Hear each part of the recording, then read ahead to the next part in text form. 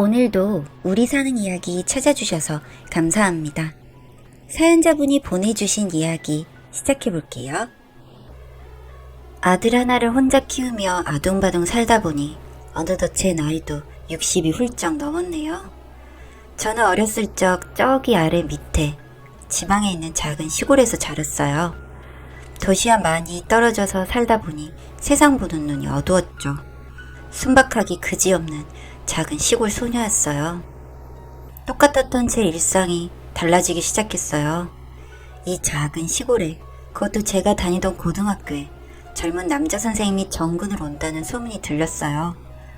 어떤 선생님일까 하는 설레는 마음에 두근두근 가슴이 뛰었고 그렇게 궁금한 마음을 가지고 등교를 하게 됐어요. 그 선생님은 정말 제가 살던 곳에서는 볼 수 없는 훤칠한 키에 눈부시게 하얀 피부를 가진 그런 남자 선생님이었어요. 저는 처음 보는 잘생긴 외모를 가진 그 선생님을 짝사랑하기 시작했어요. 그 시절 짝사랑하는 소녀들이 그러했듯 저도 매일 아침 선생님 책상을 청소하고 꽃도 꽂아놓기도 하고 선생님께 도시락을 싸드리기도 했어요. 제 노력이 통했던 걸까요? 이내 선생님께서는 제게 관심을 주기 시작하셨고 제게 예쁘다며 칭찬을 아끼지 않으셨어요. 가끔은 학교가 끝나고 집에 가는 길에 맛있는 저녁도 사주시기도 했어요.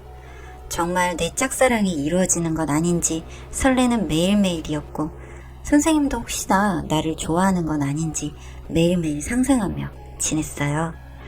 그러다 한날은 제가 주번이라 늦게까지 교실을 정리하고 있었어요. 원래 친구랑 함께 남았어야 하는데 친구가 아파서 먼저 가는 바람에 혼자 남아버렸죠. 그러다 잠깐 쉰다는 것이 잠이 들어버렸고 누군가가 만지는 손길에 깜짝 놀라 눈을 떠보니 앞에 선생님이 앉아 계셨어요. 선생님은 저를 쓰다듬으며 저를 보고 있었어요. 저는 너무 부끄러워 눈을 바라볼 수가 없었죠. 이제 막 일어나서 가방을 챙기는데 선생님께서 저를 본인의 무릎에 앉히셨고 저는 또 한 번 놀랄 수밖에 없었어요. 그렇게 선생님은 제게 다가오셨죠. 수치스럽고 놀란 마음에 선생님을 밀쳤지만 선생님께서는 저를 붙잡으며 나와 같은 마음 아니었니? 우리는 서로 좋아하고 있다 생각했는데 라고 말했어요. 그 말을 들으니 우리는 서로 사랑하는 사이구나 라는 생각이 들었고 그렇게 교실에서 선생님과 함께하게 되었습니다. 난생 처음이라 너무 무섭고 두려웠지만 부드러운 선생님 손길에 제 몸을 맡겼어요. 그렇게 저는 선생님과 더 가까운 관계가 되었고 가까워졌다는 사실 하나로 너무나 행복했죠. 이런 관계가 몇 달이 이어졌고 어느 날 갑자기 저는 매달 해야 할 것을 안 하고 있었어요. 처음엔 그냥 건너뛴다 보다 라고 생각하곤 했는데 어느 순간 입덧이 시작되면서 임신이라는 걸 본능적으로 알게 되었죠. 두렵기도 했지만 선생님 아이를 가졌다는 생각에 기쁘기도 했어요. 선생님께는 어떻게 말하면 좋을까, 말하면 얼마나 좋아하실까 이런 생각도 했던 것 같네요. 그렇게 며칠 뒤 선생님께 찾아가 저의 임신 사실을 알렸어요.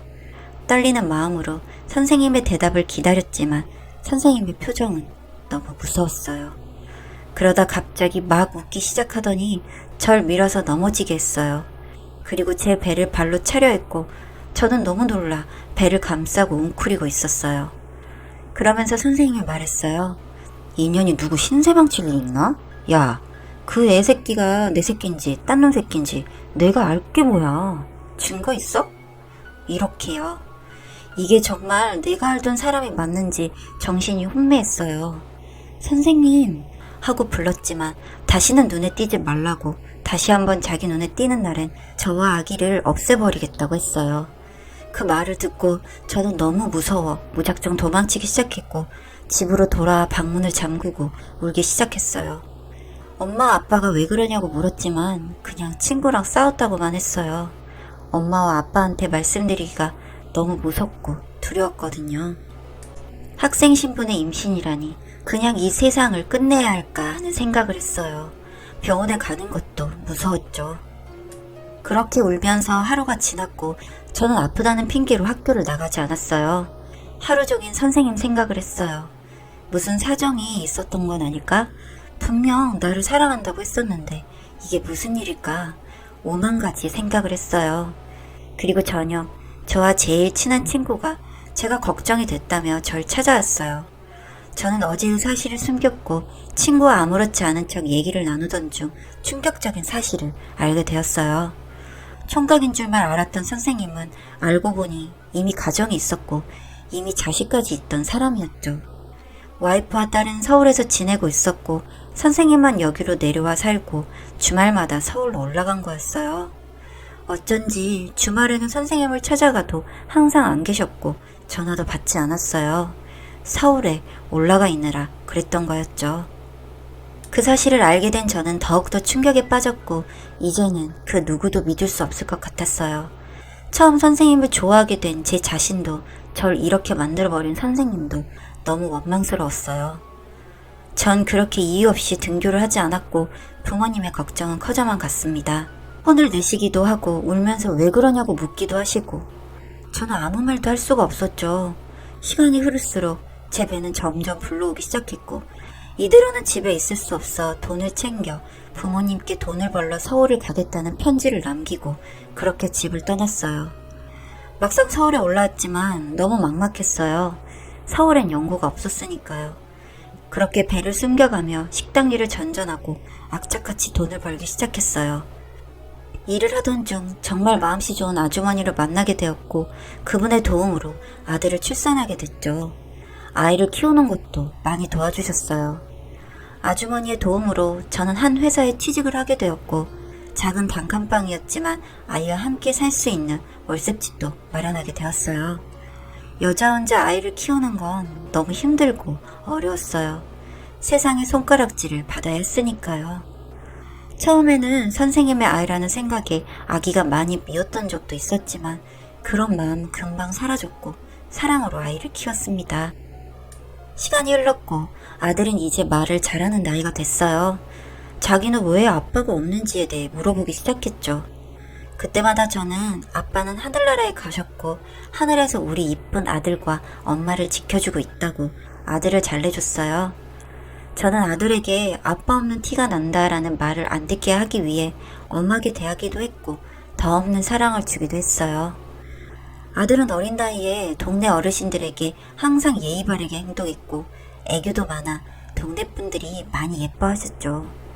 그러던 어느 날 작은 저희 동네에 할머니 한 분이 이사를 오셨어요. 제 아들은 처음 본 할머니라며 퇴근하고 온 제게 소개를 시켜줬죠.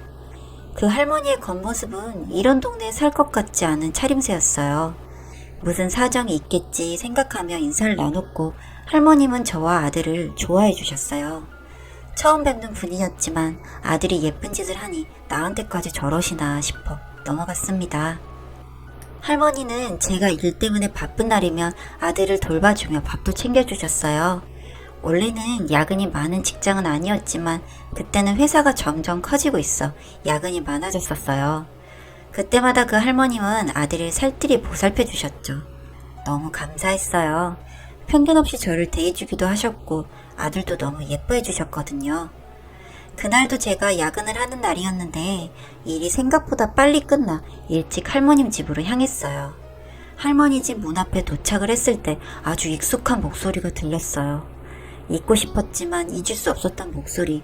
절 이렇게 만든 그 선생님이었어요. 온몸이 떨렸고 움직일 수가 없었죠.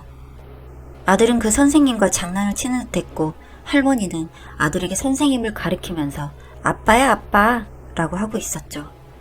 아, 이러다 아이를 뺏길 수 있겠구나 하는 생각에 문을 열고 들어갔어요.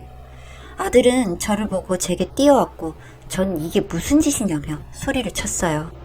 선생님은 웃으며 제게 오랜만이다. 잘 지냈냐? 아들 잘 키웠구나 라면서 인사를 건넸고 저는 도대체 이게 뭐냐고 소리 지르기 바빴어요.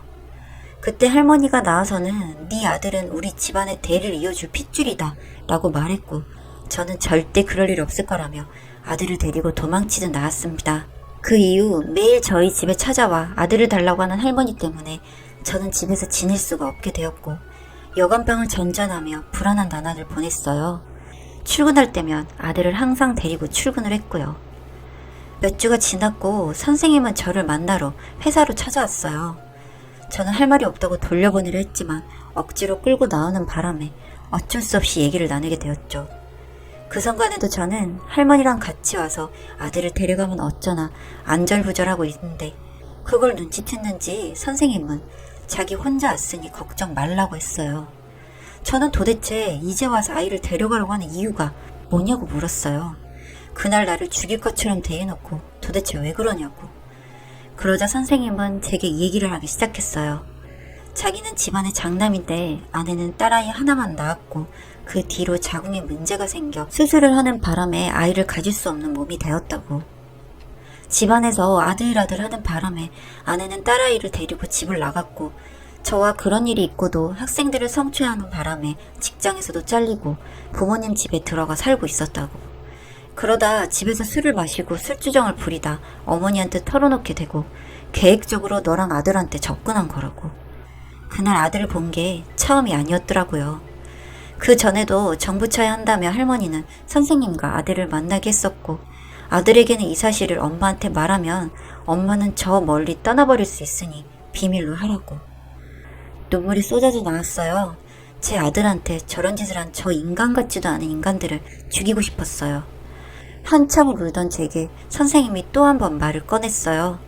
사실 아들을 데리고 가고 싶었다고. 어머니와 함께 너한테서 아들을 빼앗을 소송도 준비하고 있었다.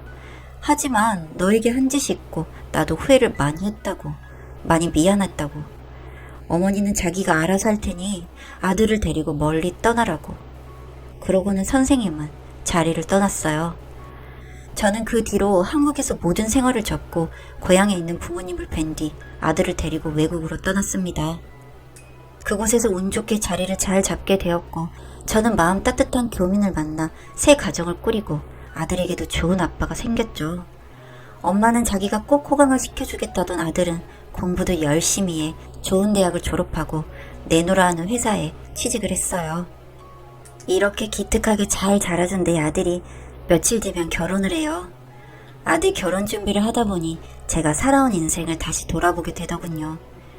정말 아프고 힘들어서 평생을 그 사람들을 원망하며 살았지만 이렇게 반듯하게 잘 자라준 아들을 보면 원망도 사라지고 너무나 값진 선물을 받은 것 같다는 생각이 듭니다. 제가 아팠던 젊은 시절은 이제 잊고 행복해지려고 합니다.